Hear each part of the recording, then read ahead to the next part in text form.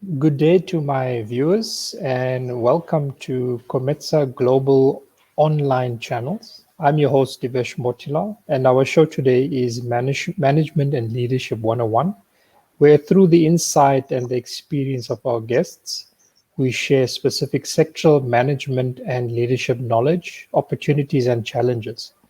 COMETSA Global Online Channels is part of a business entrepreneurship professional management services offering a 24/7 internet streaming service broadcasting from South Africa and to the rest of the world. And through our shows, we install the concept of the idea, where we inform and entertain, we develop and educate, we empower and support, we associate as well as network. That's what we call the idea. As I said, I'm your host, Devesh Mothilial. I'm an engineer, a mentor to businesses. I do coaching as well to businesses. I have an extent of 10 years of working experience in government, as well as another 10 years of experience in the private sector. I've studied in various universities, and I've also worked in various countries overseas. So bringing to you a well-grounded and experienced international exposure to leadership in various sectors. That's a little about me. My co-host today is George Mutendadzamera, and I'll just hand over to him so he can introduce himself. Thank you. Over to you, George. Thank you. Thank you, Devesh, and thank you, Sam, and welcome to our listeners. We have in store a very exciting program. I'm sure a lot of you will know Sam. I would obviously want to hear where he's come from and where he is going. I'm a coach myself. I focus a lot more on executive coaching and business coaching. I'm a lawyer by training, and I practiced law for many years. In fact, I have a combined total of 36 years in commerce, practice, etc. So I've been around the block. But for today, we have a very, very special guest that I'd like you to listen, and you'll learn a lot from them. And Devesh, we can get back to it. Thank you, George. What we try to do with our shows in general is we share knowledge, look at the best practice in the industry and opportunities as well as challenges at the moment. And the sector we're looking at today is the coaching and human development sector, of which our guest, as George mentioned, Mr. Sam Tsima, he is considered as an expert and a leader in that sector. The sector itself is a vital part of the economy. It can stimulate the economy as well as society at large. And the sector has obviously faced numerous challenges, but has also brought about some opportunities to the environments that we operate in. Today in our show, we'll be, as I mentioned, looking at part of the coaching and human development sector. And our very special guest, as George mentioned, Mr. Sam Tsima. He's a professional certified coach with the International Coaching Federation, and his particular focus is on executive coaching. He holds a diverse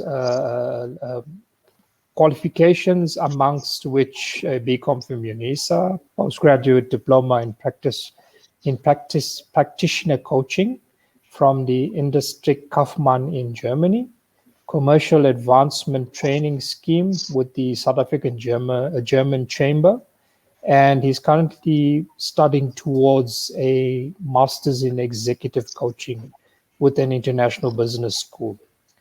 In his last years in corporate, Sam has been an HR director for Motorola. He's worked with Sasol.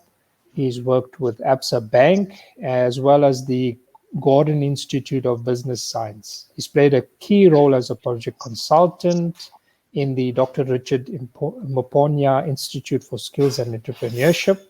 And also, he's a board member of the Institute of People Management. Welcome to Sam. And one important aspect I'd like to mention is he is the father of not only COMETSA, the nonprofit organization, but also COMETSA Global Online Channels. So welcome to Sam. It's been 24 years with regards to COMETSA. That's quite an achievement, and there's so much more that you already have planned still to embark on. Could we perhaps just talk about the personal journey that has brought you this far in terms of where you are? Over to you, Sam. Thank you. Thank you, Devesh, and thank you, George, for the beautiful welcome. Let me just rectify a few points in the introduction. The postgraduate diploma in practitioner coaching is not from Industrie Kaufmann. It is from the coaching center, TCC, based in Cape Town. And Industrie Kaufmann is not an institution, it's a qualification. It's not transferable, you cannot translate it. It's a common German training that you do in the industry. And then, of course, I'm no longer on the board of the Institute of People Management. I used to be in some years ago. I'm a member. Thank you very much. The journey started some time ago in a rural district of Limpopo called Sikukune, in a small village called Muribani outside Janefes. That's where I come from, and that's where I started my journey. Born and bred there, to be specific, and at some stage then I decided to proceed with studies to far-flung schools, college. Interesting enough, I went to a college that doesn't exist anymore. It used to be a college for the sons of kings and headsmen during those years, called Waparango College. Indeed, it was a college that was preserved for the sons of the kings and headsmen because they used to teach the Bantu law there and Bantu administration. So it was one of those apartheid government years. Interesting enough, it wasn't even today, still not perceived as something that was bad, because basically the focus was looking at how the kings managed their affairs. The only thing is that it was exclusive for the sons of kings and headsmen. And how I happened to go into it was in those later years, they opened it up and then allowed anybody who is better referred to go and study there. So I had the opportunity then of rubbing shoulders with the kings. Some of them are kings indeed today.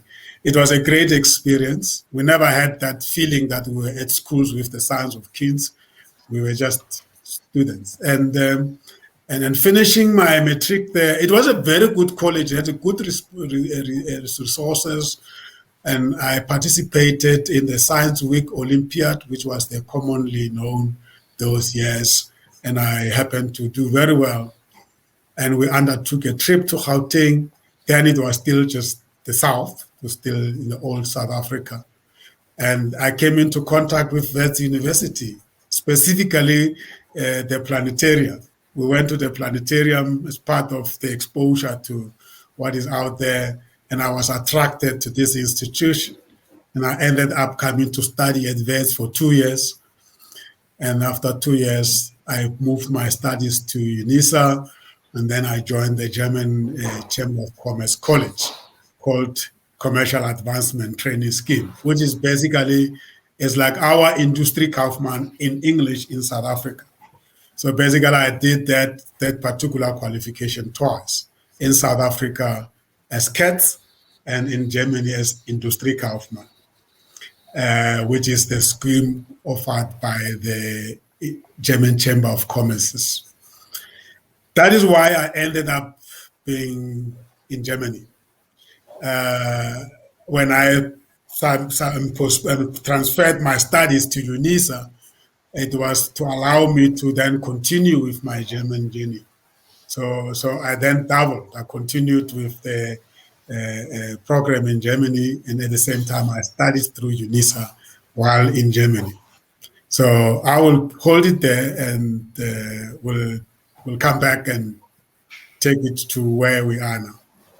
I think, what I wanted to add, Sam, is my perspective, having also been in the same kind of situation, and I think George as well, working overseas, exposure to overseas cultures, countries, studying overseas, it does develop you into, or give you the more potential to actually be a better leader, and especially with regards to management of diversity. Do you have an opinion on that aspect? It certainly broaden your horizon in terms of how you look at things. It doesn't necessarily make you better to those who might have not gone overseas, but certainly it gives you a broader perspective. You understand the culture that is different to your own culture, especially when it comes to the German culture, how they really run their businesses and how they actually manage the economy. That has been quite very much opportunity. But interesting enough, when I came back, I actually found that not everything that I learned there will necessarily apply to the South African environment.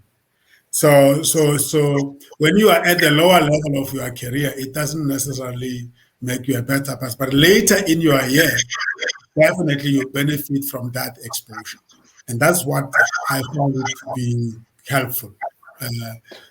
It depends also there when you are going through the program, what type of a company you have been trained in. If you are trained in a pure German company that doesn't got the global markets, it doesn't really help you much. Fortunately, I got trained in companies like Lufthansa, Siemens, Kuehne+Nagel. Those are German companies, but they're actually global companies. So in the office, you find yourself working with people from all over the world, although you are in Germany. Okay. And how did you adjust to that environment coming from out then up in South Africa?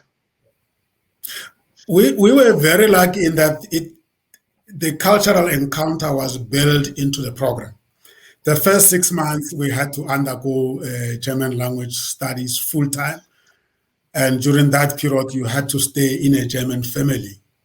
And I think that for me was quite very helpful, because this was the family that was already experienced in hosting international students. And when you are in the family, they are not just hosting you by giving you accommodation and catering for you. They actually engage with you because they know exactly the syllabus you go through at their college. And this particular family Pierendes, I used to call her Mutter, which means mother. She was really involved in my program. We will learn as we engage around the table. She will share with you their culture, how they go about living their life. And when you get back to school, you get to learn the language, and they will use also those experiences you make in your host family. And of course, being a footballer, that mind became very accelerated, because then we play football. Especially when I moved from Cologne to Frankfurt, I made sure that I joined a local amateur football club. Then it became really a plain sailing.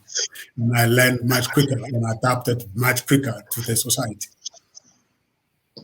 It's interesting how I also find that as much as we find the differences in culture, or even if we learn some skill and we try to apply it in a local South African environment, we find, okay, it doesn't work. But the beauty is that you have this ability now to see that it doesn't work. You can analyze the current problem, thereby allowing you to then develop some localized solution. I wanted to just now move on to the one that's more closer to my heart. And that is, there's a desperate need for good leaders, not necessarily only in South Africa, but even if we just focus on South Africa, there is a huge need for good leadership. And skills transfer, certainly in South Africa, one can say that communication, sharing knowledge is one of the traits of a good leader. And I can say personally, I find that to be one of the admirable qualities that you do possess, and I've experienced that firsthand.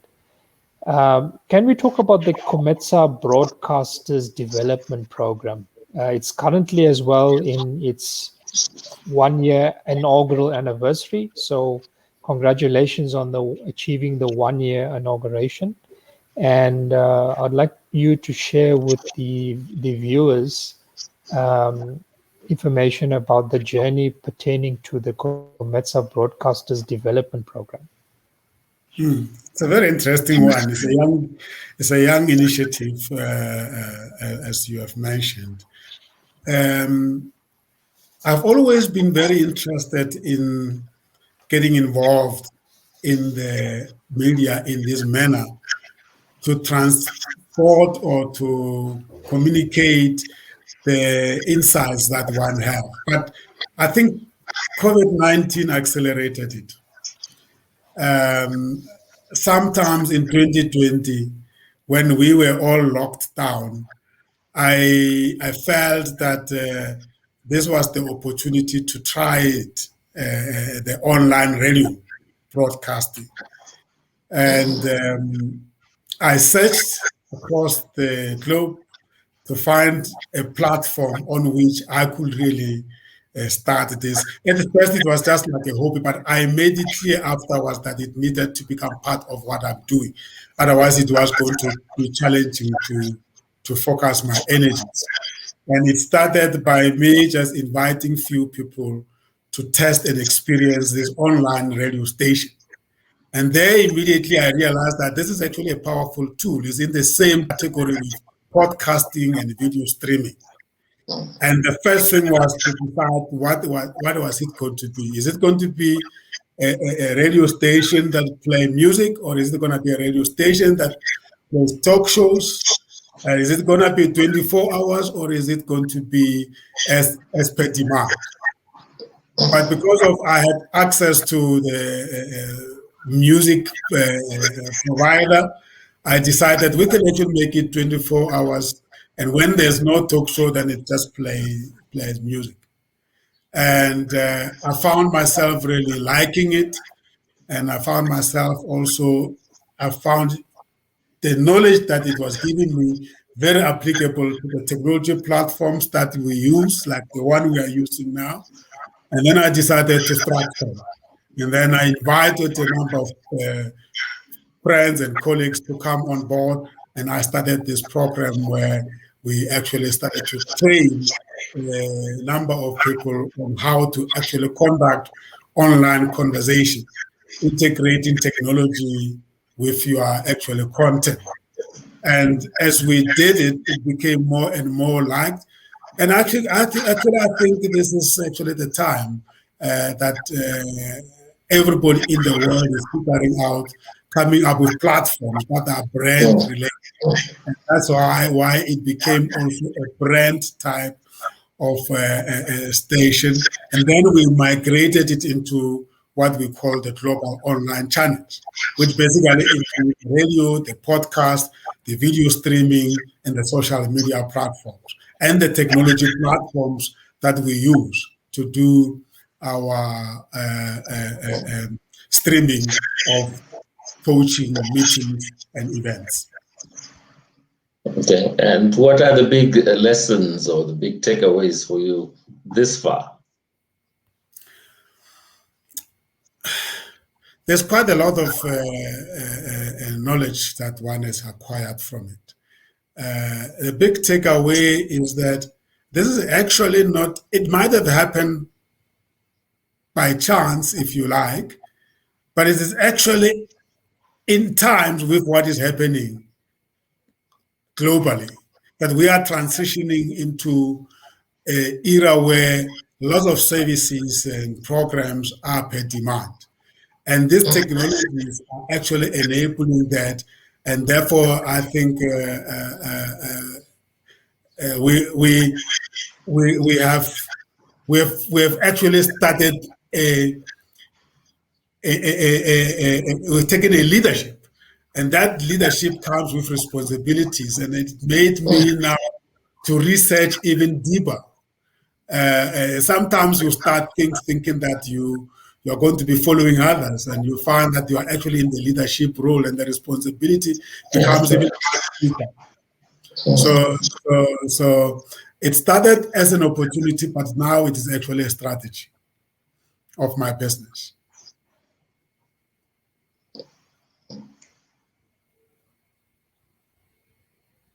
Oh, Devesh is on mute. Sorry. It's interesting, Sam, that George was mentioning takeaways. I've had experiences over the program, of course, and I can say that the way you offered the program, it gives everyone on the program something personalized that they can benefit from. It's not the kind of skill that you pass on and it's a one size fits all type of thing. It's something that each one, when they hear the messages you portray, they can use it in their lives, they can use it in their business, they can use it as a personal development tool. So that as well is something that's also commendable from yourself as a leader. This obviously, August being Women's Month, there's dedicated activities COMETSA Global Online Channels have had and shows that are showcasing and celebrating Women's Month. Can you tell us about these as well as the other shows that the COMETSA Global Online Channels is offering to the public? Let me talk specifically about this series of the Lekgotla, because the Women Empowerment Network is part of the series of the Lekgotla. This is something that was very well planned in 2017, that there are certain themes that we call them professional management services themes. So if you look at them, they are service-oriented type of themes and competencies that we develop among professionals. And we line them up according to calendar of events in the country and sometimes even globally. So you will see in particular month we focus in a particular theme. Like we will focus on youth development in June. We'll focus on diversity and inclusion in September, so on and so on. Like in November, we talk about entrepreneurship development. So it is not really far removed from our human capital development model. So we then say that every year in these months, we will focus on issues of women empowerment, youth development, and we will do it the Lekgotla way, which is the African traditional way of conducting conversations and dialogues. And then, of course, sometimes we will invite guests, and sometimes we will find the expertise within ourselves, and then we invite the public to come and engage with us. So and we know that there are many events around this time of the year that are dedicated to women development, women empowerment, and we are aware that we are also among those. But what is very important for people to understand is that for us, this is part of a bigger strategy. Every year, without change, it will happen. And every year, we will know exactly what we need to do. It's just that the particular themes that the guests address will be informed by what we think is prevailing. Like this particular month, you see there's a theme around cyberbullying. There is a theme about the gender sensitization. You know, there is a theme about being assertive because of what we feel is happening currently in the corporate world or in the bigger society. But it is still about the role of women in the bigger society, in business, and we create that platform. And then we deliver it also as a benefit to our members of our non-profit making organization. But if you look at it, the ability to facilitate these themes is necessary for our commercial work when we go and facilitate transformation and change management in corporates. So we have that way created a platform where people come and learn these skills in a less pressurizing environment in the Lekgotla. But when we then confronted with a need of a client, we go to the same people that have learned it. Like, now we have a client who really has an issue, who needs your facilitation skills the Lekgotla way, and you are inside to now come and deliver a commercial program. And that for me is a blend between our commercial work and our non-profit work.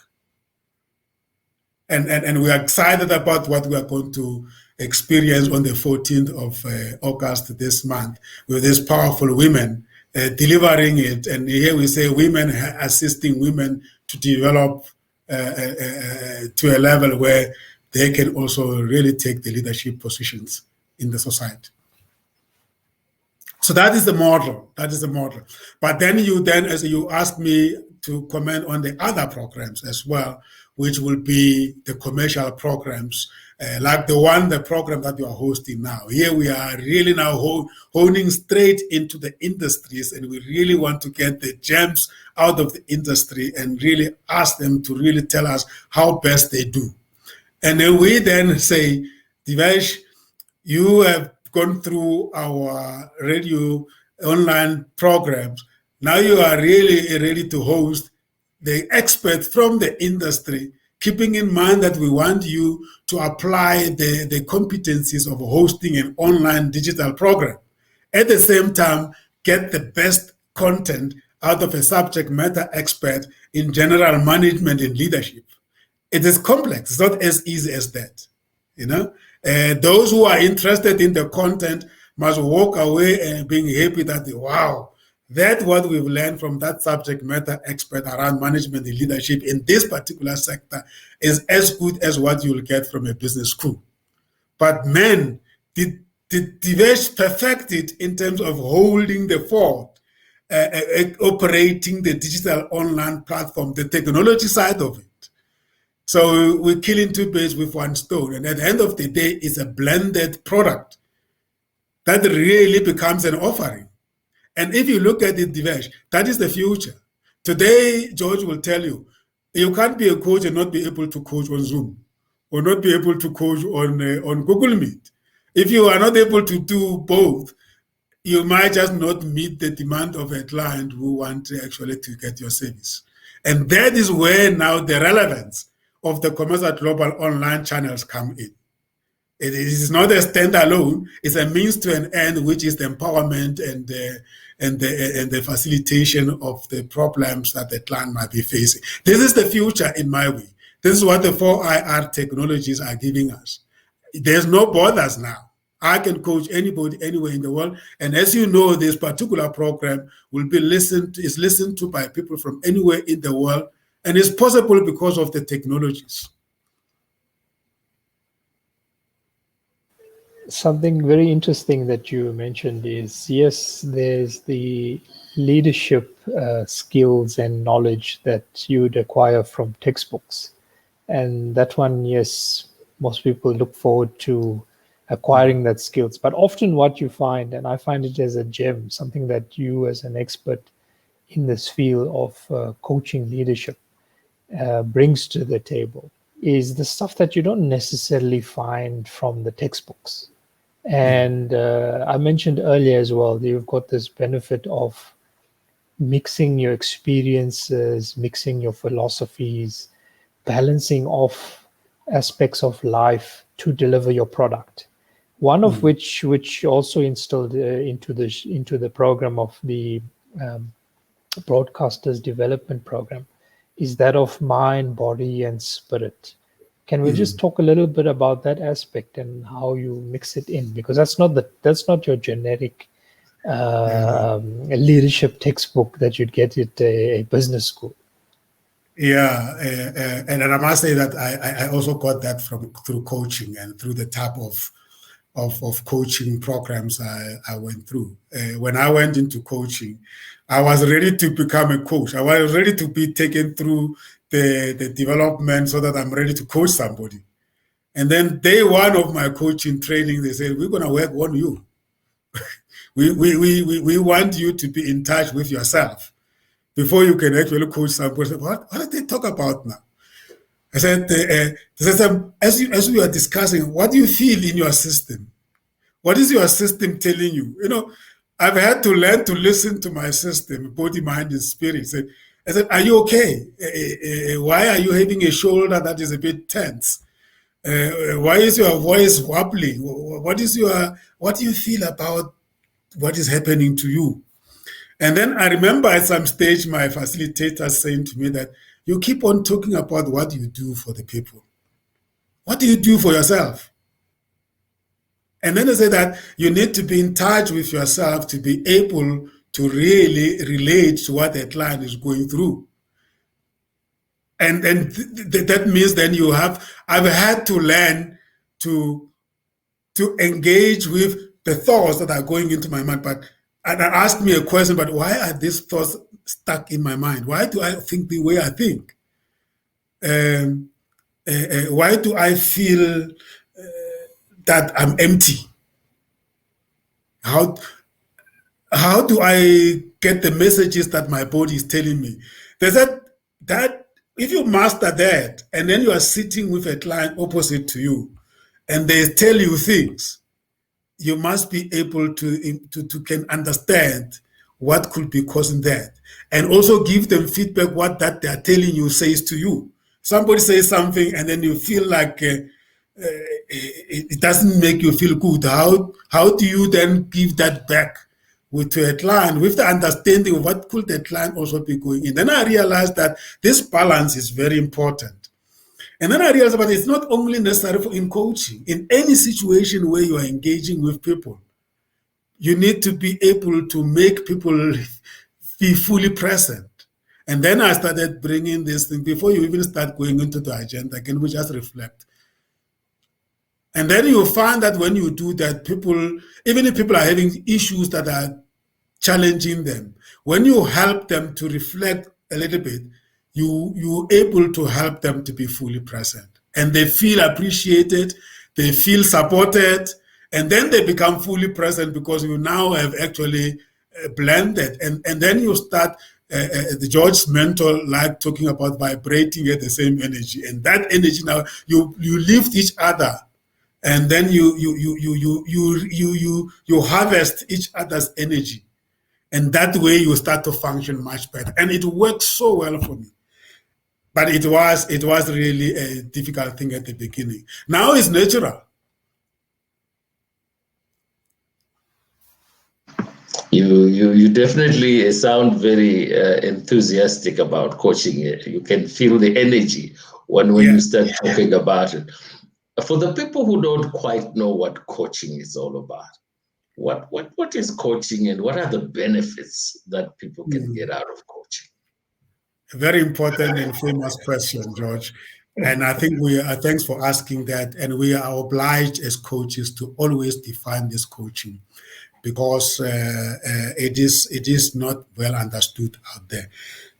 And for me, my understanding of coaching is an intervention, a development intervention that a client and a coach partner on for the benefit of the client. It is about a journey that a client undertakes to achieve certain desired goals.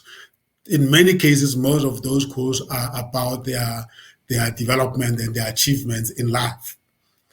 And it could be around their careers, it could be around their functioning as executives or as leaders. And what is so important about it is that you as a coach, you become a thinking partner of your client, and the client bring issues to the table, not to you, to the table for both of you to engage on those issues. And you as a coach are trained and skilled to ask the right type of questions that enable the client to think a little bit much deeper and more focused about the issues and establish the answers within themselves. So that is how I will define it. The benefits, as George has asked, the benefits is that you help the client to rediscover themselves, and sometimes it could be that things that have happened to them are such that they've lost self-confidence, they've lost hope, they've lost interest, and then you reignite that back in them. And once it is reignited, they really take off. And then I always say that the coach does nothing but work with what you bring to the table. Coaching is not about anything negativity about you. It's about who you are. And you as a coach, or me as a coach, I try to meet you halfway where you are and take you there along, as long as I understood where you want to be taken to, and keep on holding you accountable to work towards that. It's very beneficial. Actually, I sometimes wonder, how do people actually exist without having coaches in their lives? It's interesting as well that usually if someone mentions coach, your thought just goes to sports coaching. But can you also elaborate on the different areas of coaching, different types of coaching that you get? Yeah, maybe before I even do that, I like the point you're raising, because it's very important to understand where this coaching originated from. Because there is a clear-cut history there. It has always been in sports, and people like the founding fathers, we call him a founding father now, say John Whitmore, who was actually, by the way, a motor racing guy in the Formula One. He's a former Formula One driver who then became interested in other sports like golf. And him and his friends, some years in the US, they kept on wondering what best they can do to help people to perfect their sport, golf specifically, or tennis. And they started to realize that you can't just keep on physically training people and keeping them fit and making them ready to apply the technical knowledge of the sport play. They started focusing on the mind, that in actual fact, there are certain things that if you equip the sportsman's mind with, actually they do better and they do perform better. And they started to really focusing about, if you swing these things and you just keep on practicing it in your mind and imagining you doing it, you could actually go and do it. I can't remember who's the person who did this test, this experiment where other people were training physically full time, and other people were locked in the room and they were just made to imagine them doing it.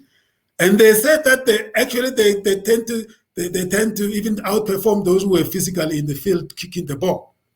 And then they start to realize, but this can be used in business. And that's why, say, Whitmore and his friends also started the Performance Consultants International, which is in the UK, where they started coaching for performance. And out of that, then coaching evolved to become coaching for everything, leadership coaching, management coaching.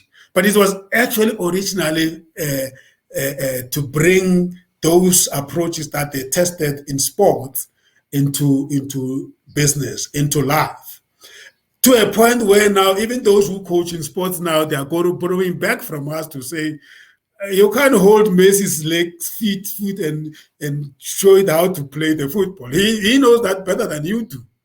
What you can do is to actually help him perform at his best level by addressing body, mind, and spirit aspects of his wholeness. But you can't teach him how to play football. And that's really that's why coaching today is becoming so interesting. And then George and I, we've had this conversation around specialization in coaching or coaching under certain themes. Now you start actually having people say, I'm going to dedicate my time to coach people on transitioning from one position to another, or from one sector to another. I'm going to specialize in transformation and change management coaching. The principles and the fundamentals are still the same. It's just the context that is different. Now, in this complex world, you even have people now wanting to be coached in life. So they will bring issues of life that are really challenging them. And then they have a life coach who is able to look at the bigger picture and then ask them the right questions until they figure out how best to live their life. So you can never finish the areas of specialization in coaching. When you ask the question, tell us about the various types of coaching, they're actually just talking about themes and specialization areas. And this is a choice of every coach to focus on a particular area. And if the clients are there, the business case is strong, you say happily, I'm a change management coach, because you have clients. If you're going to be a change management coach and there are no clients, then you better look somewhere else. So it's a demand-driven part of the profession. Yeah, Sam, there was a report that said in the US, by end of 2022, coaching will be a $20 billion industry. I think I lost you there, George. There was a research that says that in the USA, coaching by the end of 2022 will be a $20 billion business. Yes. Now, by mentioning that, it's asking, what about Africa? Where do you see coaching going in Africa, or rather, where would you like to see it going? I thank you for asking that specifically about Africa, because that is my really interest, and I'm really starting to work around that, because there's a lot that can be achieved through coaching in Africa. The market is big, if I talk from a business point of view, but also Africa is a new frontier. It is one continent that has got so much to offer the world, and the rest of the world looks at Africa as a market. So as more and more companies and countries want to do business with Africa, we are going to find ourselves having to up the game. And it's not just upping the game in terms of technical competencies, but it's also in terms of management and leadership competencies. Sometimes too much growth can be a problem if you are not ready for it. We mustn't wait until now Africa is happening and then start worrying about equipping people to deal with this busy world. And I think we have the opportunity right now to introduce coaching very early in our career development, even at schools level. Yeah, because the reality is that you can look at coaching in two ways. You look at it as a means to an end for all these sectors to achieve their desired results, or, as you have mentioned, as a market, as a sector, as an area in which we can actually grow and actually become, make it a profession. And the other thing I like about coaching and why it's important for us to do it is it can always be blended with other professions. It doesn't have to be a standalone expertise. Engineers will need to have a coaching as a module within their work. Yeah, health practitioners will need it. People who work across borders will need coaching to deal with cultural challenges, cross-cultural challenges. So it is almost like a glue of everything that brings everything about everything. And so we can't sit back and ignore it and not do anything about it. So I see we have a long way to go, but it's not only about Africa, George. If you look at the whole entire world, in actual fact, I think there are very few countries in the world that have really advanced in coaching, and South Africa is one of them. It's the US, the UK, South Africa, Australia, New Zealand, India. And if you look at it, it's almost all English-speaking countries. In Canada, so it tells you that coaching is more prevalent in English-speaking countries, and there's still a lot of work for it to be taken into other languages. You hear people say, I coach in English, and then they'll say, in Spanish as well. And then they'll say, in French as well, which means that this is a young profession and is going to be with us for many, many years. And therefore, it's worth a while for Africa to actually take it. And that then is Africans for Africans. If we can have many African coaches who understand our context as a continent, who understand our culture, then we will really be building a robust Africa coaching specific industry. And that's why we brought in the Khotla way of coaching as well, especially when it comes to team coaching, which is basically nothing else but coaching in a conversational way. Now, I see a great future, George, for coaching in Africa, but it's not going to happen on its own. Hence, our platform offers the various countries' leaders in coaching to come and tell us their story. Thank you, Sam, for that.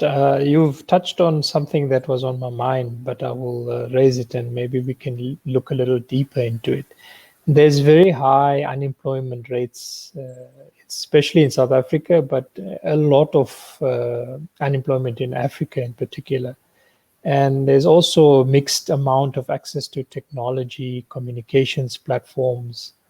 But how do you see opportunities, job creation opportunities, business creation opportunities, personal career path? You've been touching on some of those aspects now. But within the sector, what do you see as opportunities in terms of job creation and businesses? You mean in terms of using the technology or what? In terms of the, like, for example, let's look at the COMETSA Global Online Channels, the developmental part that we've taken. I've traveled with you as well on that journey. It's created opportunities for, different opportunities because there's a diverse group of people that's coming in. So I'm looking at what opportunities are there, not only for the guys who have been on a program such as that I have been on, but just for the unemployed youth out there, the unemployed, newly unemployed people who are feeling there's a lot of opportunities, Devesh. When we started this program and we identified people who are professionals and we said to them, come on board, let's teach you how to actually conduct digital online conversations. Was to really test something that for me I'm very excited about. If you think of it, what is happening right now, television and radio in the traditional sense is disappearing. The way it is now, it's disappearing. The arrival of these digital platforms and streaming, video streaming and audio streaming is really presenting opportunities for those who are ready for it and those who will be ready for it in future. Because it's all consumption on demand. I mean, right now, almost every famous global brand, they are launching their own podcast. And the question is why? It's because leaders of companies see podcasts as a powerful medium through which they will connect with their people, through which they will connect with their stakeholders, their clients, through which they will package their offerings. Now, if you bring technology into it, because the only reason why the new online things are emerging is because there's technology that enable that. Yeah?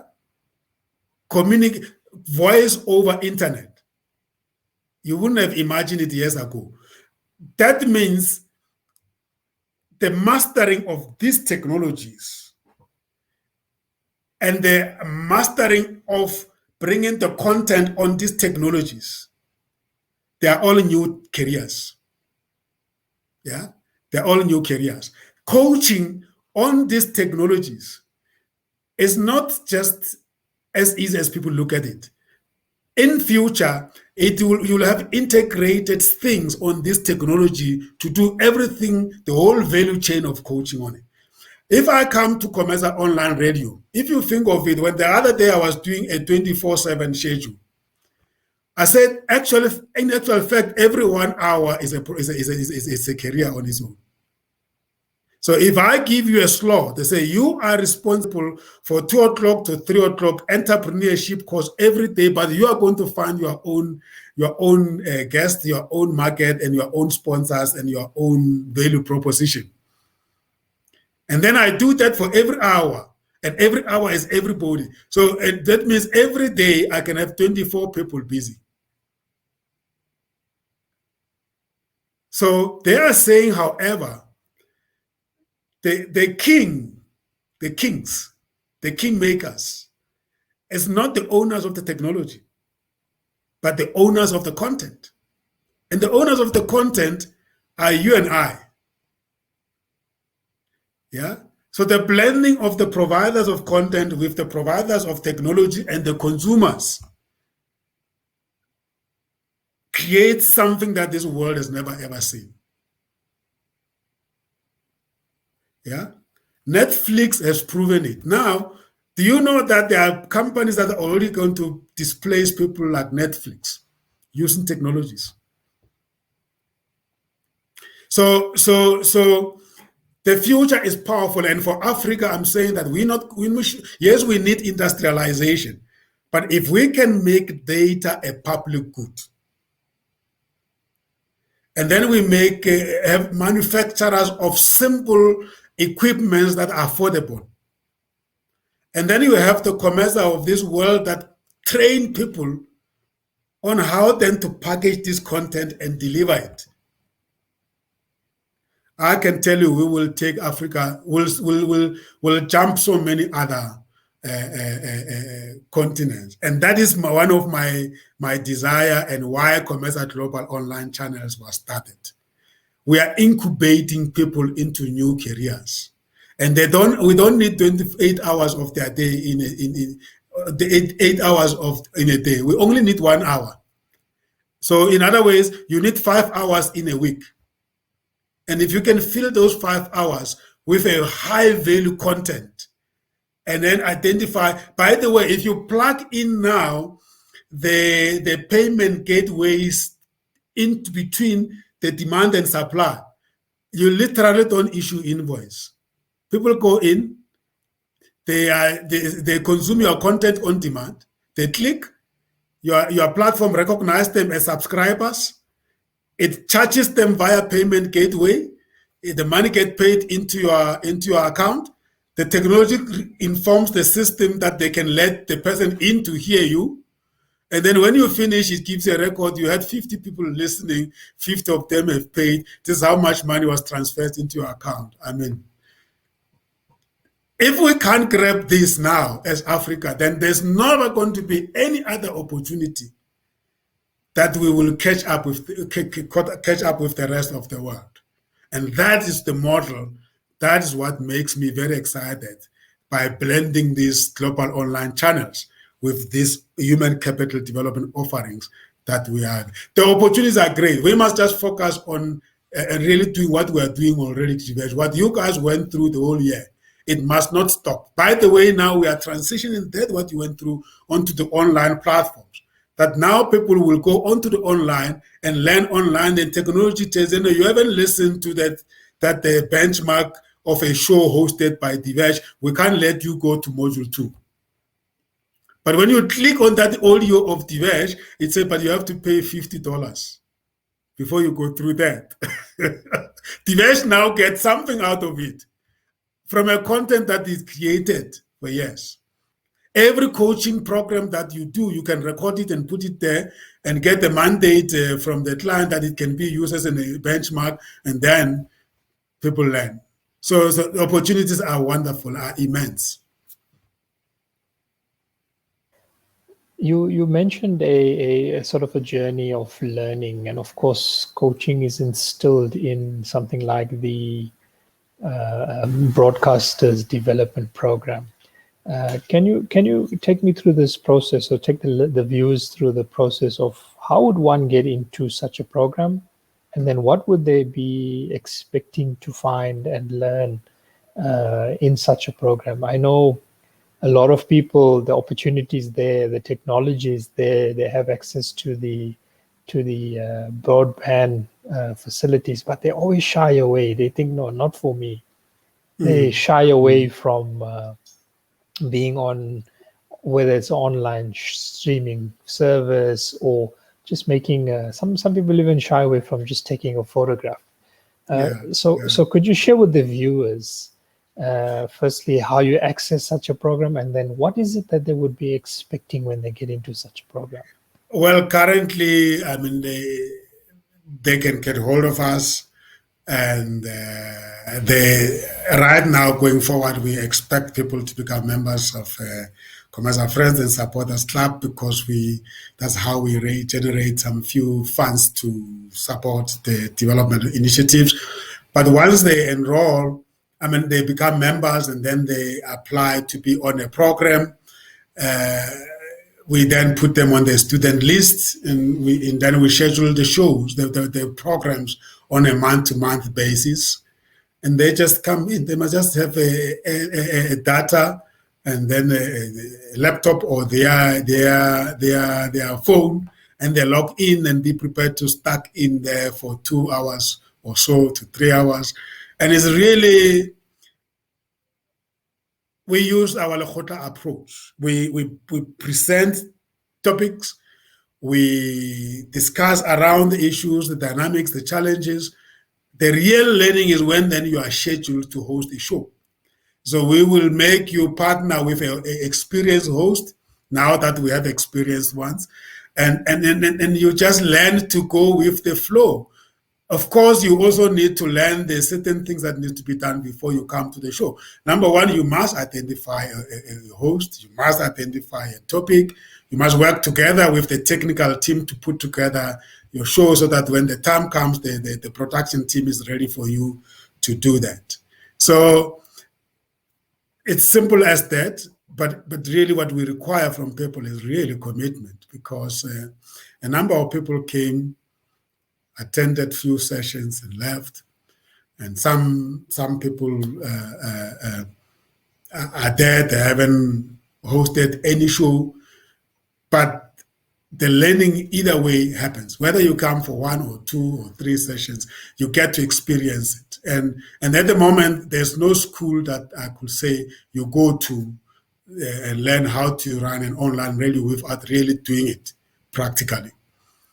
So we're very proud of what we have really started, because you and I, Devesh, we can actually confess that the earlier days is very scary. You know, when you are a host and you're welcoming somebody, and people expect you to be knowing what you are doing. And then we will be talking to you in the background through WhatsApp and say, no, George, 2 days. And then today you are a natural. So it shows you that the adult learning style works. You learn by doing with a coach and mentor next to you. So that's why I would like us to take it to the online now, because then what we are going to do, you, the graduates, are now going to be the coach. And we make it mandatory that everybody who's going through those modules, they don't go past one module unless they've had 1 hour of coaching with a coach who shall have listened to you trying to do your show, and then now he sits with you and then guide you. By the time you finish the 14 modules, you are a star.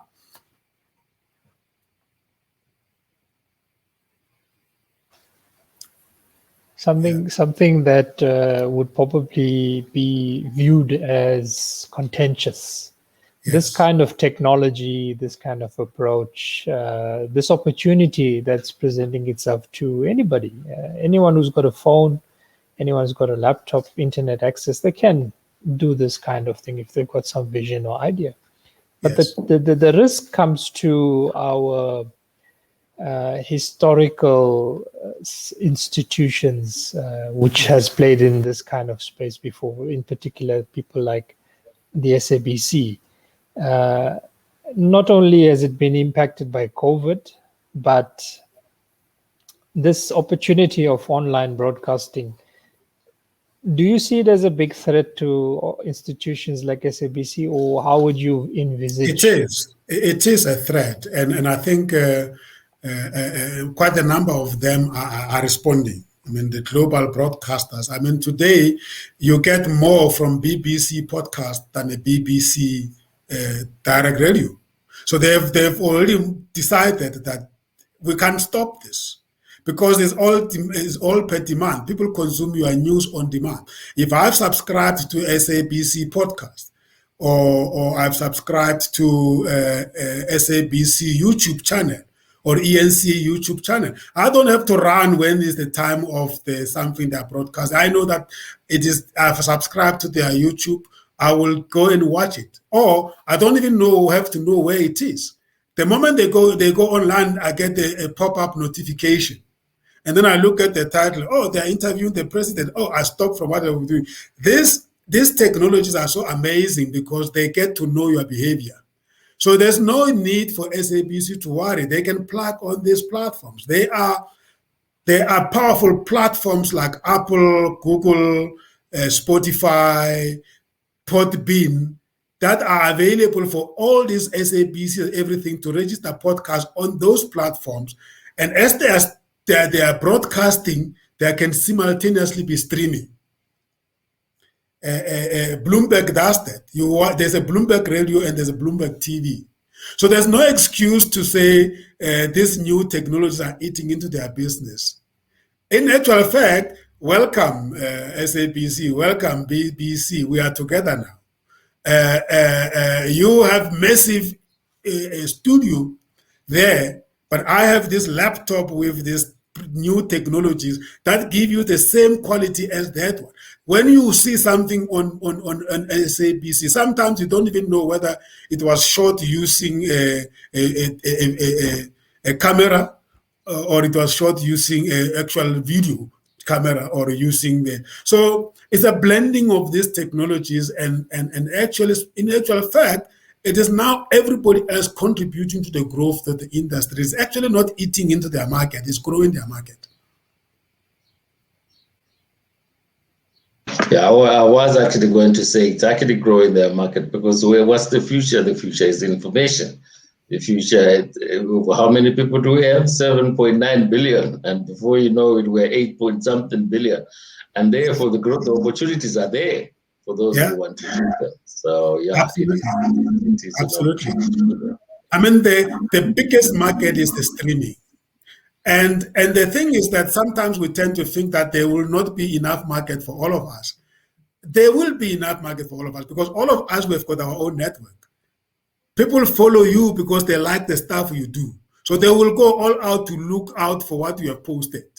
They will go all out to subscribe to your channel because they don't want to miss you when you go on live. It doesn't mean that they stop consuming other products. Sometimes you go online, they look at the topic. Sam is online today, but we don't like the topic he's talking. That's fine. I'll see him next time. Yeah. So actually the world, the consumers are all empowered. In fact, the more of these channels we have, the better. Let me give you an example of another opportunity. There's no need for us to be worried about the shortage of teachers if we bring technology in. Because a one maths teacher in South Africa can teach the whole country using podcast or video streaming. You just get this university to subscribe to that video streaming. When this guy goes live, all the classes in the country, they're listening. And then if he's really seriously doing it full time, he gives an opportunity to send in questions and chats. And then later on after the session, he goes into there and then he answers them back. That's why broadcasting, streaming combined with chatting is also another dimension that has been brought in. I know I visit these platforms every day. I know exactly what is in the line right now, in the pipeline. And that's why I'm very confident that this is the future. Guys are working very hard. I mean, that's why you will also have the University of Cape Town launching online high school. That is the future. We are going to stop worried about building schools. That is going to be out very soon because you have got online campuses.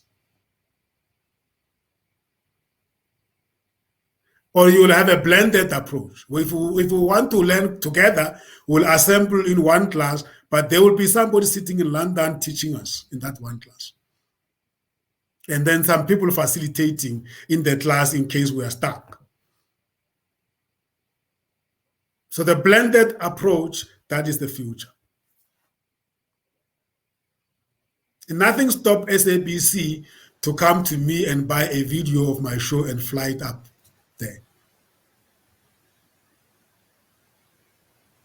You mentioned blending. I'd like to take that in a different direction.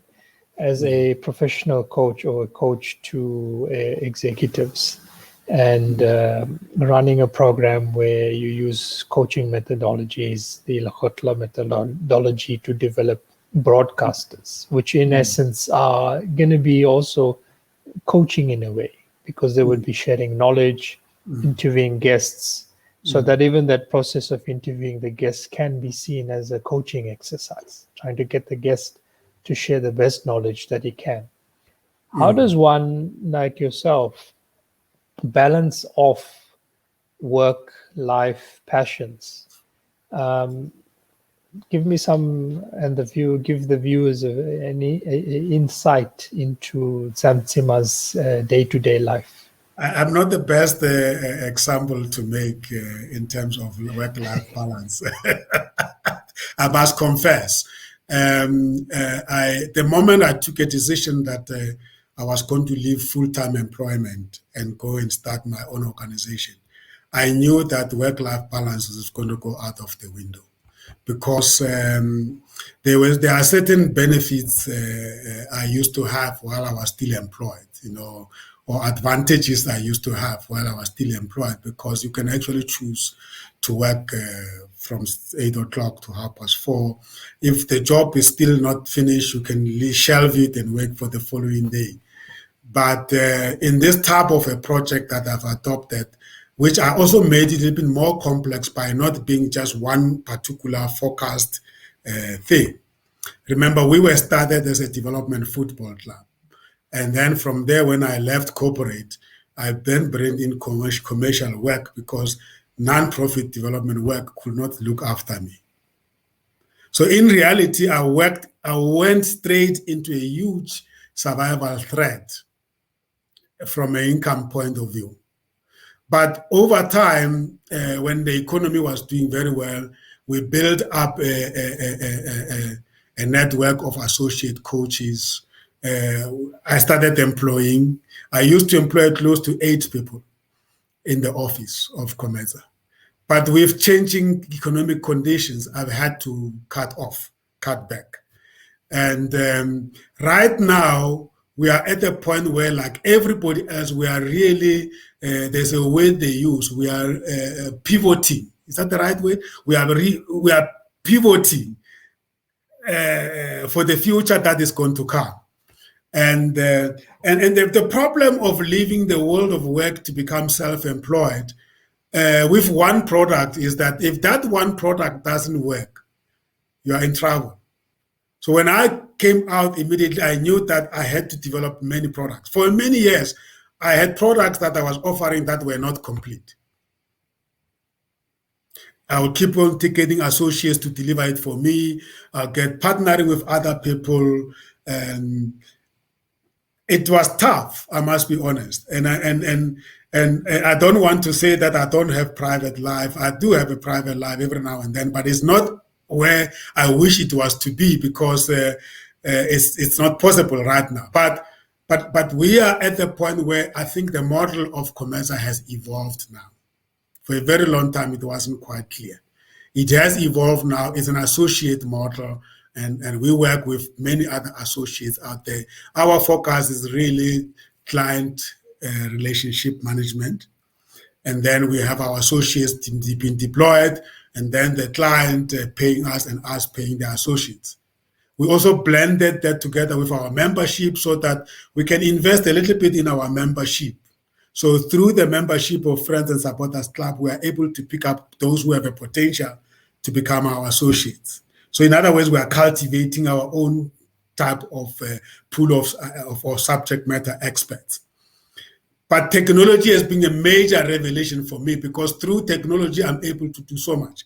People, I do a lot of posting on social media. People think I'm sitting down every day just punching these things. there's a lot of content that is being archived that is really is being used for me to package things, and also technology. There's a lot of things that get shot by technology. If I do, for instance, if I know that tomorrow I want to publish a particular episode, that I already have a content of it, I package it and I file it and I schedule it. At that time, the technology kick it in, and then boom, it appears on my timeline on LinkedIn. What I will do is to go, if I think something is actually I made mistype or something, or I didn't hashtag George, I just go there and edit, and then I hashtag George, and then George, and put it. If you don't have these things in your behind the scene thing, it's impossible to cope with the pace at which content get actually shared. So technology is my savior now. I'm breathing much better than the previous years. And also partnership and collaborations. Now that you've given the viewers a snapshot of doing it on a full-time basis, is it possible to be a part-time coach, or rather, in a sense, having, in view of current situations in South Africa, having coaching as a service, but as your side hustle, if I could put it that way, an opportunity to generate extra income, or to sort of ease your way, other than cutting the umbilical cord and jumping into it on a full-time basis and having your one product that consumes you? Everything is possible. However, it depends how you structure yourself. If you do part-time, then you must have a COMETSA next to you as your associate that will take care of the logistics. Because something that people don't see, that we coaches go through, is that before you coach or after you've coached, there's a lot of work that happens. And if that work is weak, it will show in your deliverable in front of a client. And that's why when we do associate coaching, alignment, partnerships, and all those things, there's between us and our associates, there are certain fees that we negotiate for, which covers our logistics and administration side of things. So that way you can do part-time. But if you are going to do all those for yourself plus your work, I don't think it's an advisable thing to do. You're going to have difficulties of watering down your quality of coaching. Because coaching is about time and the facilitation. You must be available when your client needs you. In actual fact, George, I was telling one particular client who was apologetic for scheduling me a night before. And I said, in actual fact, that is actually how it's supposed to be. It's just that we've borrowed from consulting this practice of scheduling in advance. Then you end up coaching even if there's no need to coach because you have scheduled. Yes. Coaching must be demand-led. The client, you must agree on the parameters to say, once a month I'm available for you. And as to when in the month, and you will let me know. At least as long as it may be a day before or so. That is the type of a coaching that actually is more progressive than the one that you schedule, because now a client is sitting there and saying, sure, I wish I can meet a coach, but I'm only meeting him at the end of the month. But the demand is now.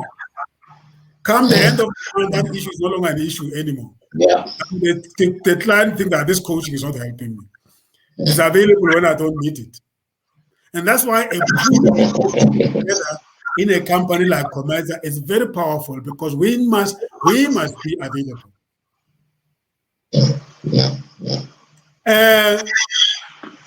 The other question you implied is that, is it advisable to plug off and then jump into self-employment? You see, George and I, we are coaches / entrepreneurs. We took a decision to become entrepreneurs as coaches.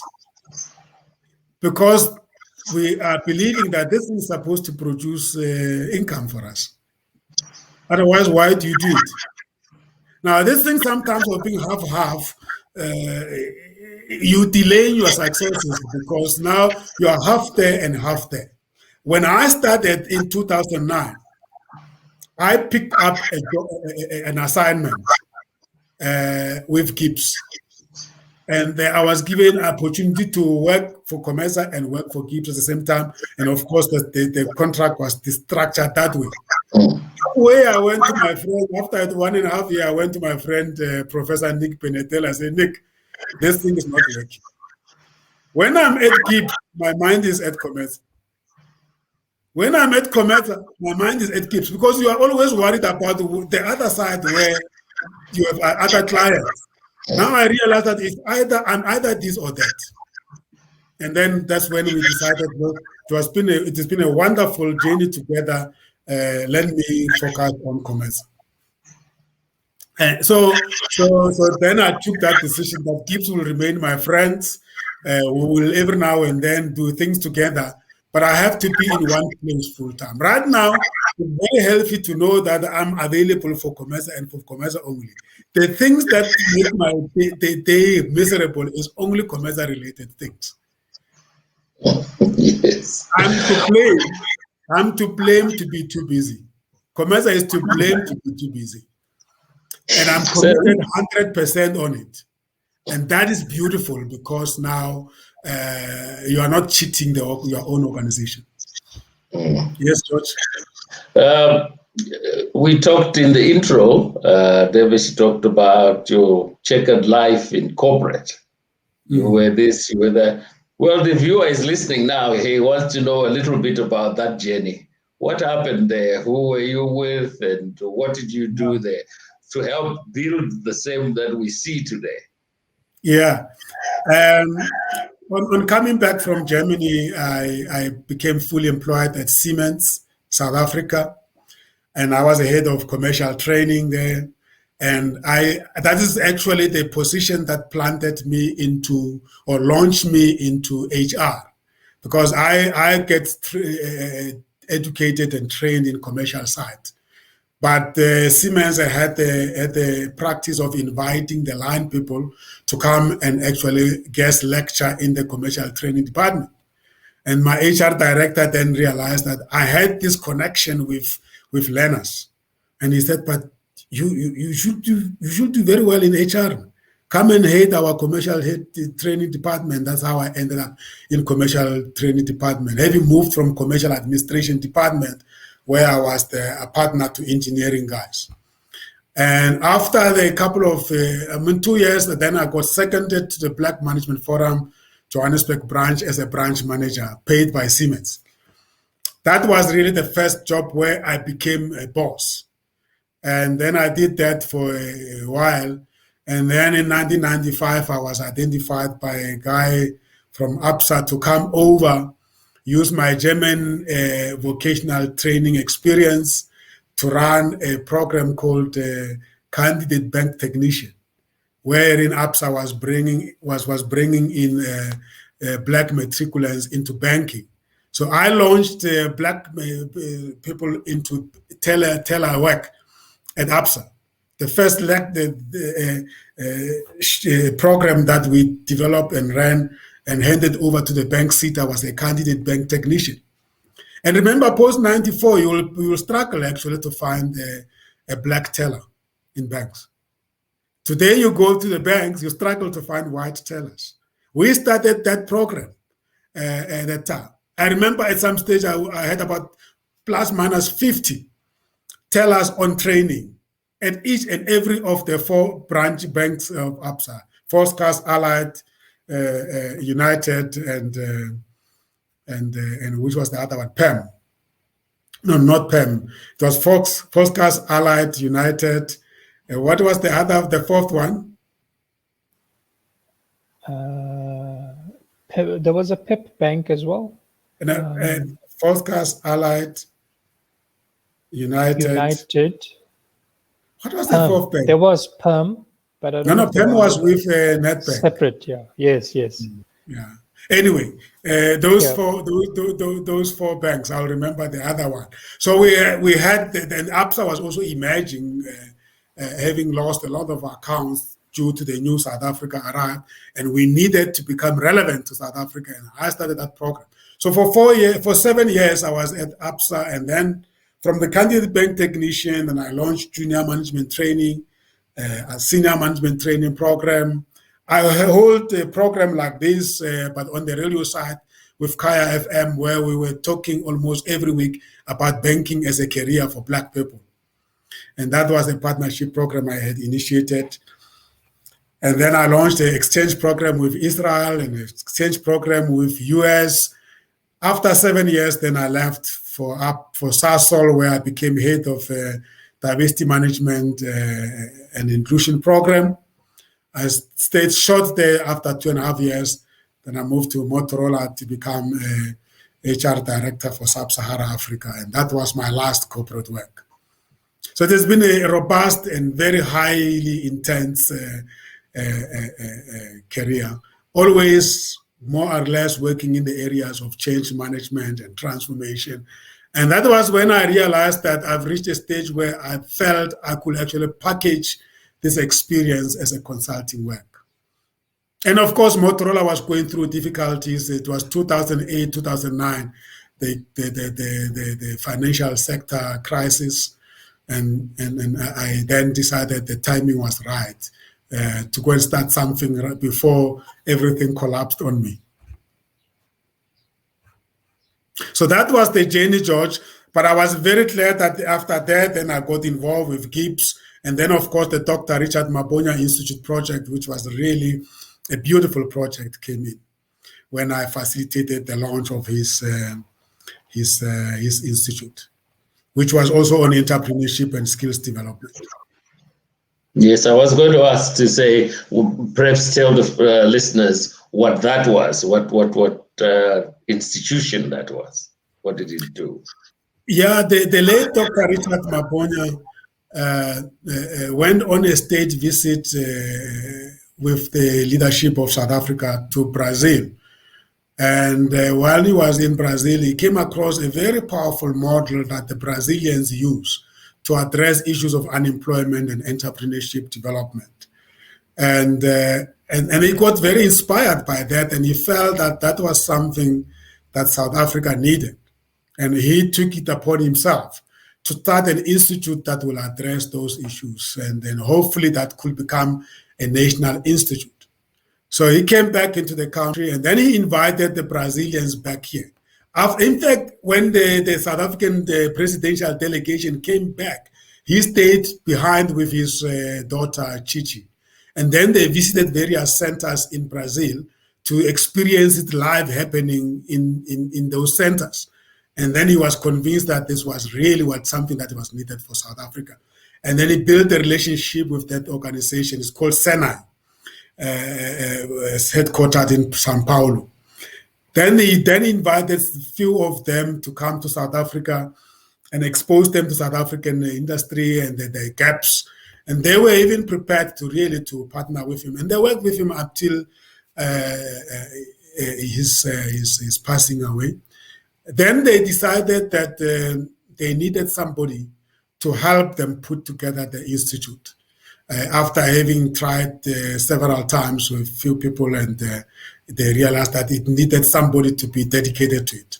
Then I took that project over and above that was after my GIBS project. And then I took over that project over and above my COMETSA project. And I ran it for 3 years. And when I left, I had registered it. I had put together the office, and we had started the partnership with the University of Johannesburg. And then we launched the Dr. Richard Mabonya annual lecture. And I brought the professor from the US to kickstart that process. And every year around November, we will then have a lecture on entrepreneurship. And after that, 3.5 years, I then left, and Roy Mabonya took over.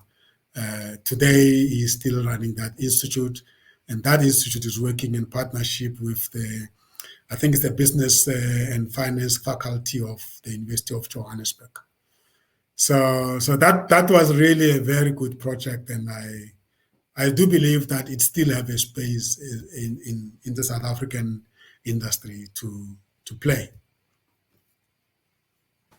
You mentioned, Sam, the affiliations you've had in the past and how it shaped your development as a Sam Tsima. Can you share as well with the viewers the affiliations that COMETSA Global Online Channels has at the moment and some of the content that it's been producing? You mean affiliation with? With like international parties, other associations where you are creating and generating content for. Yeah, COMETSA is COMETSA Global Online Channels is what we call brand channels. It is not a channel on its own. It is a brand channel. That's why it's using the word COMETSA. It is embedded within the COMETSA Human Capital Management and Leadership Development offerings. So the associates and the partners of COMETSA GOC International invariably become the associates and partners of COMETSA Global Online Channels. It is not a legal standalone, a legal entity. It's a product that is meant to augment the service offerings of COMETSA GOC International. So all our programs, if you look at them, they are programs that are built around service offerings. There is a applied professional and executive coaching program that services the coaches fraternity, using the platform to communicate the products and offerings of coaching fraternity in terms of generic, holistic, but also the products of us in terms of coaching. If we talk about human resources, we have a program together with IPM, which is also a product that COMETSA offers to clients, and we use this platform to deliver these products. So and this is becoming more and more of a common practice with all organizations in the world.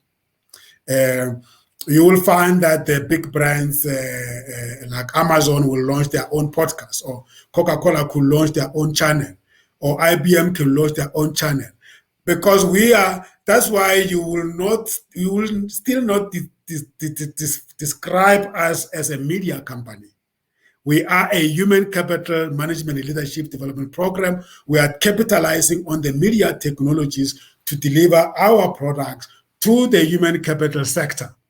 And that is very clearly defined. If you want to Google it, you can look what we call the brands media. They are the brands that support brands. And that's why we could do lots of programs, even if they are not pulling income. They are actually business development, marketing, promotion of what we offer to earn income. Maybe one day, George, we will spin it off from this and becomes a CNN, or to become a BBC. You know what I mean? Maybe that's what you're wanting to hear from me. But we are not there yet, and it's not part of our strategy at the moment. At the moment, we have this bridge between what we offer and what the platforms gives us. Okay. I'm looking at the time now, and I just wanted to ask, with all this experience that you have had, there's a listener sitting out there and says, what does Sam advise me? What does Sam other people out there about leadership? What are the things that he's learned about leadership that he can impart to somebody listening right now who wants to be a leader like you? I think, especially when it comes to leading oneself, because I believe very strongly that you have to be very good at leading yourself before you can lead other people. And one thing that really sustained me for this many years, now that we're even going for our 25th anniversary, is have a vision and a conviction that vision is really a vision that it can be achieved. And believe in it, because those who saw me in 1997 starting this development football club. Today, when I meet them, they said, you know what, we didn't see this coming. We didn't really see this as what you wanted to do. And remember, when we started this organization, it was in response to what I saw as a dilemma of young people in Hillbrook. We will go to school and come back from school at 1 o'clock and loiter in the streets. The parents only come back from work at 9 o'clock in the evening. They don't even know whether the children have done the homework, whether they are safe where they are. And I was still working for APSA then. But I had negotiated my arrangement with my boss to say, I'm in a people industry. And I have to contribute to the development of people out there so that we can have people that are attracted into our company being well developed. And this is how I'm going to do it. I remember my boss, Letitia van Dijk, one day when I went to her to say, I want to open a bank account for my development project, but I want to open it at APSA because I can't go to opposition. You know what she said to me? She said, I trust you. I give you a permission to open it, but you must make sure that you're going to run that company very ethical, the bank very ethically. We can't have staff members messing up in our type of business. If you do that, I'm going to murder you. She said, I'm going to murder you. That's just one way that I'm going to punish you. So I was quite very convinced that my knowledge of football and my knowledge of industry combined in a project like this, what today we normally call it development through football, it can't go wrong. And remember, I had been in professional football as a player and a PRO of West Football Club. And I had seen the model that West used, where you balance professional football with education until when they became professional, obviously, then they became full focused. So I had a conviction, and I saw a gap that a society that ignores something powerful as football in terms of building leaders, young leaders, is losing the opportunity. And then, of course, once you have that vision and you have modeled it, find partners that are prepared to give you support in one way or another. So we had a partner with the Commercial Advancement Training Scheme.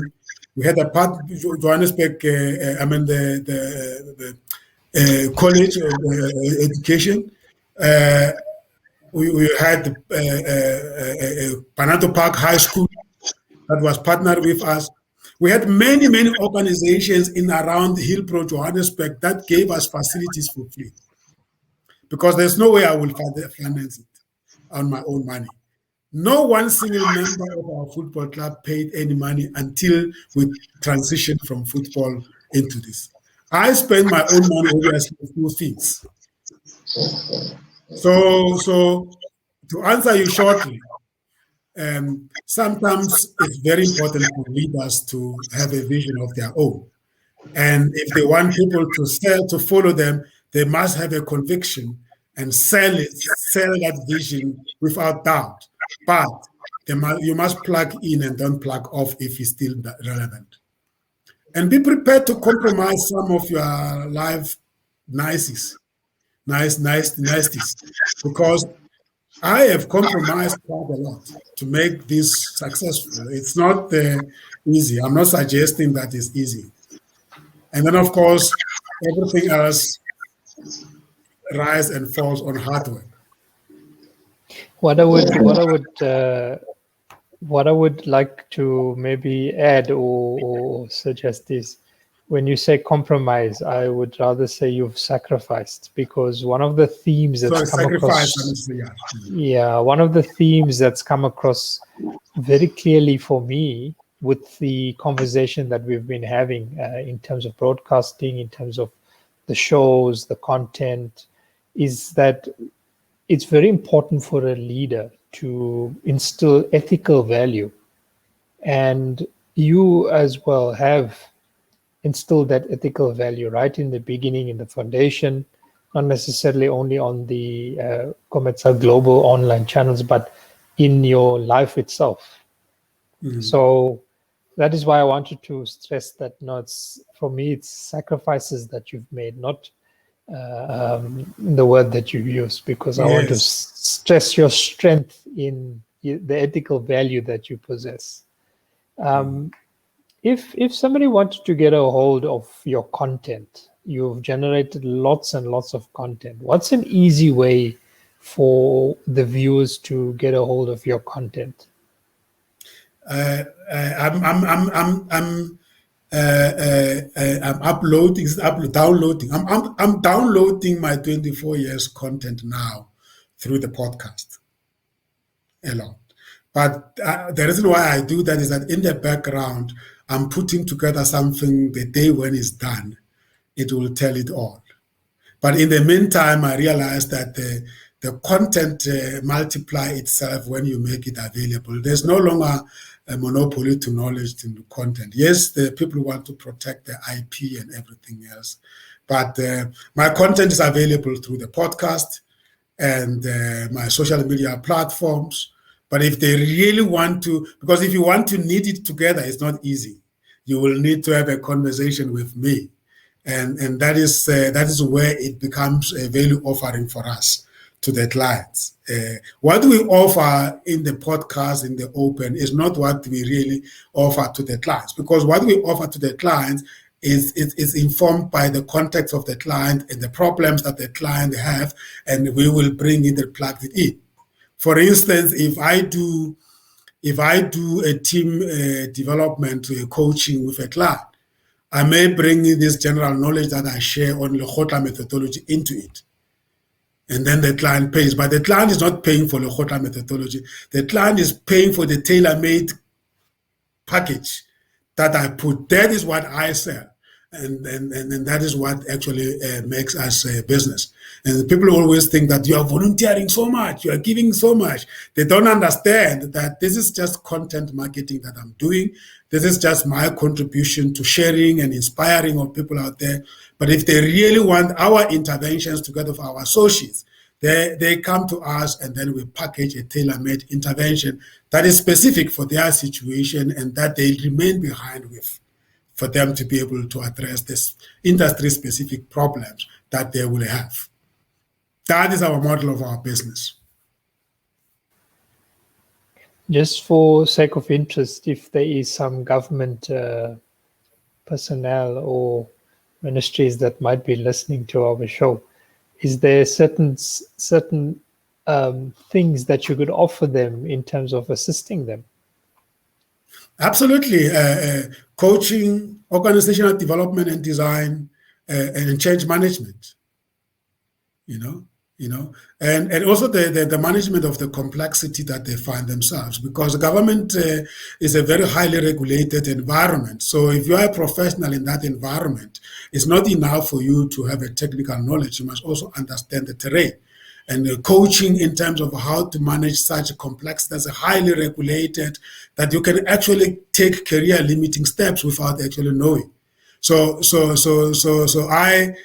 I would like to say that coming up from a high governance background and ethical background, I have looked after careers of people, and I've seen careers being destroyed because of people not being really prepared to deal with those complexities. That's really our offering. Facilitate navigating through complex terrains like those. And actually, I would love to coach that type of people, because the story is real, the issues are real. And in coaching, as George will tell you, we want to deal with real stuff.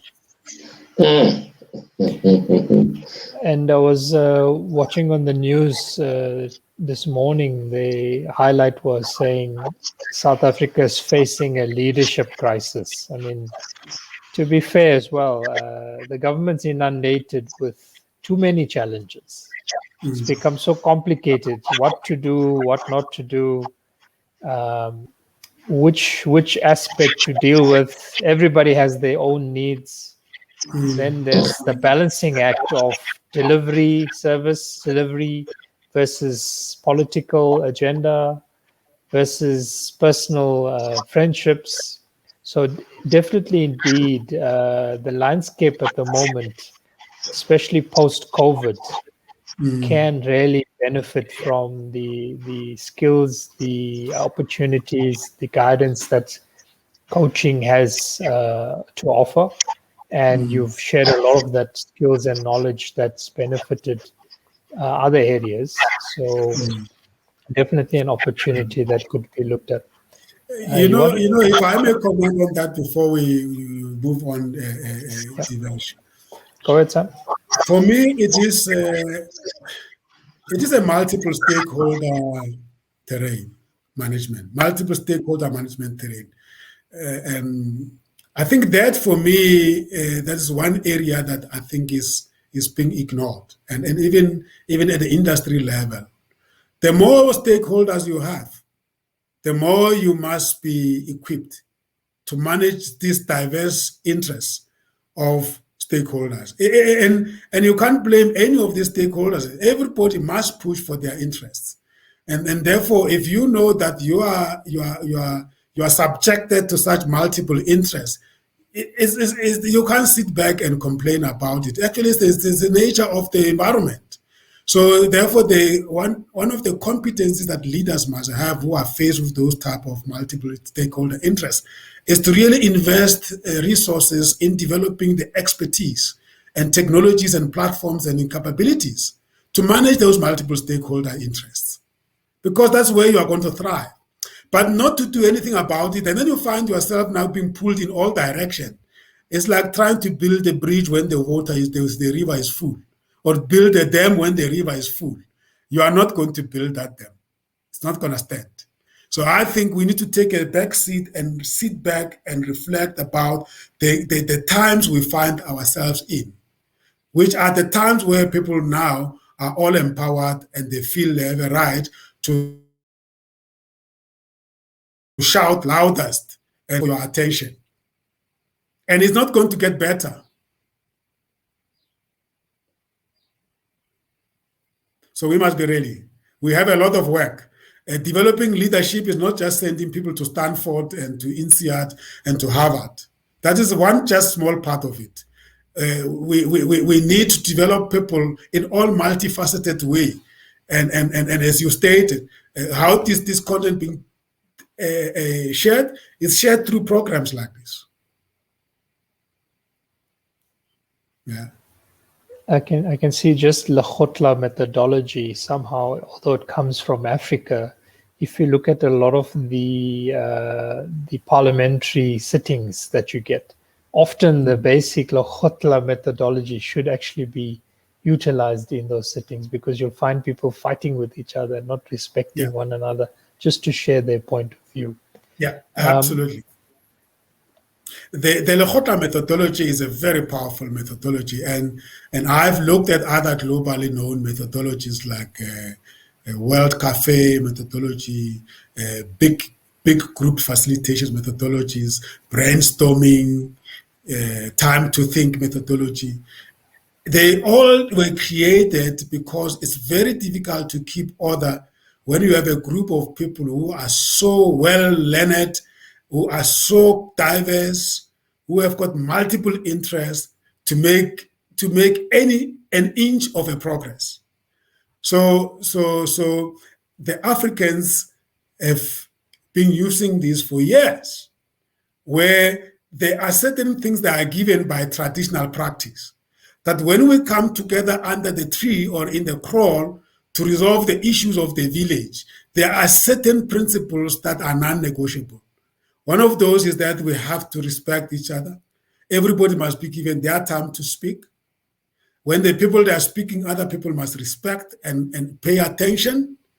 Issues must be resolved fully, and there must be ultimately a understanding by the king that we have reached a point where we are in consensus, and then he takes a ruling, or we are agreeing to disagree and we will take a decision by the chairperson, because otherwise we are not going to get out of this. And everybody after that feel that it was our meeting, and any decision that gets taken, we sign off on it. Even if you are a minority and you are not happy, it doesn't mean that anybody has anything against you. And people walk back feeling that at least they've been listened to, even though their ideas have not been adopted. That is, for me, very powerful. And that can be taken to the boardroom. And I've actually got clients that are trained on the Lokotla that took the Lokotla to the boardroom, where they even had a symbolic induku at the table. And then every time you talk, you grab it until they say, now we understand the principle. We don't have to give you induku for us to remind but that you are on the floor. Yeah. That is the African export material that we actually can give the world. And indeed resolve some of the world's most complex conflicts. And as you have seen it, when we are sitting in Lekgotla, especially if you come to live Lekgotla, you will sit there if you are the one on the floor. Man, you feel so respected, you feel so appreciated, and people when they then come after you, they will respond to what you have been saying. And then all of us will feel affirmed, we feel respected, we feel that our egos have been brushed and we matter. And that way, you will sometimes accept that sometimes your idea is not the best one. But tomorrow is your time. It's your chance. And it's so powerful, as you said, and extremely relevant, particularly at this time in our landscape, whether it's the COVID or whether it's the looting or the racial tensions. This methodology could really benefit. Yes. Of course. And it influences your culture too, because I'm not happy about the culture we are developing right now. I mean, everybody that goes into the media, it goes out to only just to tell the negative of the other person. And the question, at points, there needs to be an agreement that it is about South Africa. And all of us must really make an effort, to stand up in the public and shoot at our leaders. Nobody's perfect. Now what happens, the leaders shut off because now you are not even prepared to help them see their blind spots and contribute to better them. Every time you open your mouth, they know you are going to run them down. What do? They just now switch off. That is how I look at it. I mean, if I was running a company and every time my staff members in the staff meeting, they talk, they only tell me how bad I am as a CEO, I'm going to stop calling staff meetings. Because now it doesn't help. It actually is destroying me. I mean, I'm not saying I will do that. I'm just saying that somebody who feels attacked, they will stop actually accepting any input. But at the same time, the leaders must also take a reflection and say, where did we go wrong? What is it that we said we're going to deliver, we're not delivering? Where do we need help? Who can help us? That's where coaches come in. Absolutely. And also with regards to the technology, at least now, the etiquette needs to be shared and learned and appreciated with the participants that's on the technology platforms. But you can at least, mute and allow people to speak with the technology. So at least the Lekgotla methodology is also instilled into the platforms that we're using. It's just the participants need to have that methodology is instilled into themselves. Absolutely. Thank you for sharing a lot of knowledge, skills to the viewers, and of course shared a bit into your life as well. And I'm appreciative that I am sure the viewers have gained a lot out of this interview that we've done with yourself.